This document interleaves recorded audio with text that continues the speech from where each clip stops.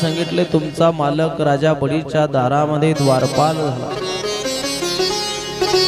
हे शब्द ज्या वेळेला ऐकले त्या वेळेला लक्ष्मी माता लगेच बळीराजाच्या त्या सुत लोकामध्ये गेली। द्वारामध्ये कोणतरी स्त्री उभी आहे। राजा बळी महाद्वारामध्ये आला, विचारलं कोण आहे? लक्ष्मीने म्हणावं मी तुझी बहीण आहे। बळीराजाला असं वाटलं जाऊ द्या, आपल्याला बहीण नाही, पण ही म्हणते मी तुझी बहीण आहे।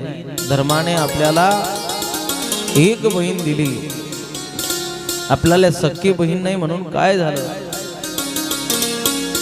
पण आपल्याला देवाने बहीण दिली, तिचा आदर सत्कार केला। ती बलिप्रतिपदा, ज्या दिवशी बहिणीनं भावाला ओवाळलं ती बलिप्रतिपदा।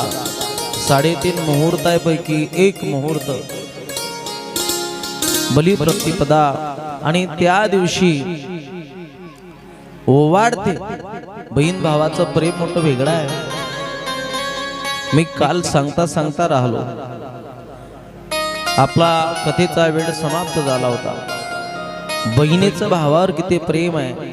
महाराज म्हणतात जीवापाड प्रेम करणारी या जगामध्ये आई आहे। आईच्या नंतर, आई निघून गेल्यानंतर दुसरी आई जर असेल तर ती आहे बहीण,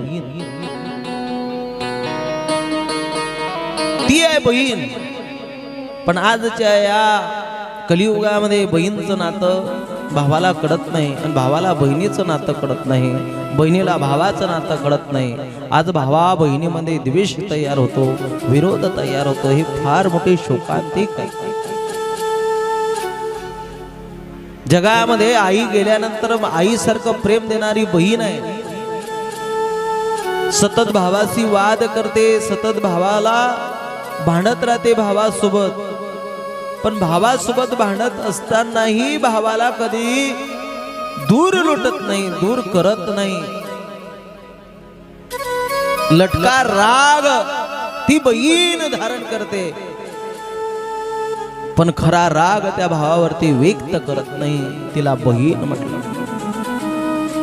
ज्याला बहीण आहे तो भाग्यवान आहे, ज्याला बहीण नाही त्याचं दुर्भाग्य आहे।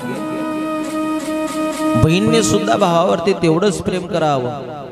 आज आपण बघतो इस्टेटसाठी भांडणं चालले, संपत्तीसाठी भांडणं चालले, सर्वांना माहित आहे। संपत्तीसाठी बहीण भावाला संपत्तीचा हिस्सा मागते, भाऊ देत नाही। त्या संपत्तीसाठी, पैशांसाठी वाद द्वेष बहीण भावामध्ये तयार झाला, आणि बहीण भावाचं प्रेम संपुष्टात आलं।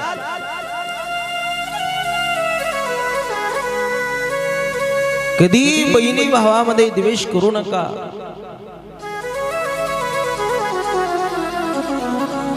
एक गरीब घराण्यामधली बहीण माहेर सोडून ज्या वेळेला सासरला निघून जाते, त्यावेळेला भावाला समजून सांगते, दादा अरे मी आतापर्यंत होती इथं, आता निघाली, माझी नको चिंता करू, माझ्यामुळे तुला त्रास झाला असेल तर मला माफ कर, मी तुझ्याशी भांडण केलं असेल तर मला माफ कर, दादा मला माफ कर। भावाला कवटाळू कवटाळू रडते ती बहीण आहे।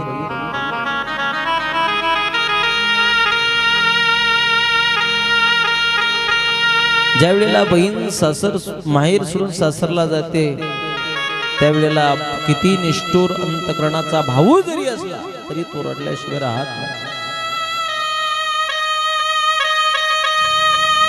आई बापांनी जेवढं प्रेम केलं तेवढंच भावाने सुद्धा प्रेम केलं।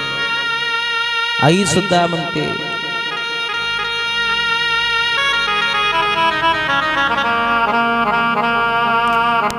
तळहाताचा पाडणा डोळ्याचा आईना,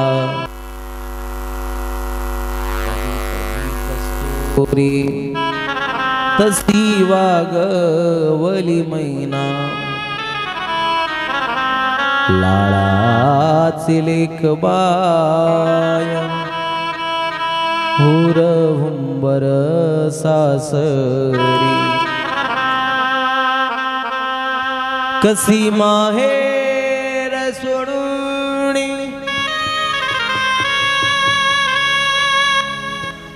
आज चालली सासरी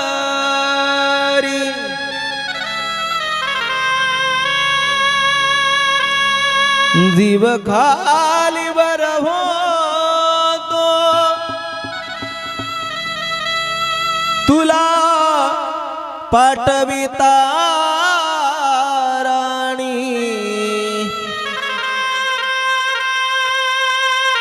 एका डोळ्यात आनंद एका डोळ्यामध्ये पाणी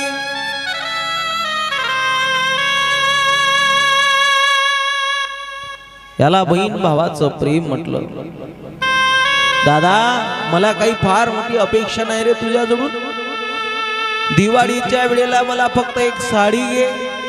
फक्त साडी मागते, चोडी मागते तुला, तुझी इस्टेट मागत नाही रे दादा. फक्त मला घेण्यासाठी दिवाळीला येजो, भाऊबीजीला मला घेण्यासाठी येजो दादा, विसर्जन नको. आई बाप जोपर्यंत आहे तोपर्यंत तुला मी काही मागत नाही, तोपर्यंत तुला मी काही म्हणत नाही. पण आई निघून गेल्यानंतर, बाप निघून गेल्यानंतर आई बापाची आठवण, आई बापाचं प्रेम कधी कमी करू नको रे दादा. हे फक्त एक भोळी बहीण मागते. एवढा मागण्याचा अधिकार त्या बहिणीला आहे. सण दिवाळीचा आला त्यावेळेला बहीण भावाची वाट पाहते. सण येता दिवाळी जमतील लेकी बाडी मग तिची रे माया माहेरची मी केली तयारी जाईल रे वाया. वाट पाहते रे मी भोळी हराणी मी वाट पाहते दादा. या दिशेनं माझा बंधुराज येईल, इकडच्या दिशेनं माझा बंधुराज येईल. पण दादा सकाळपासून दरवाजाच्या दिशेनं पाहते, पण सकाळच्या 10 वाजल्यापासून तर रात्रीचे 7 वाजता, सायंकाळचे 7 वाजले, पण माझा दादा मला घेण्यासाठी नाही आला.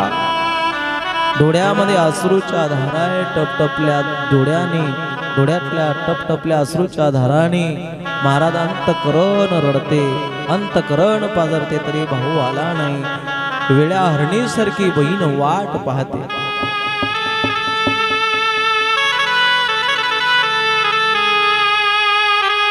सण येता दिवाळी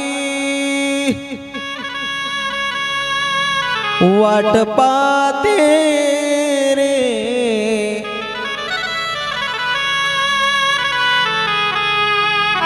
मी भोळी हराणी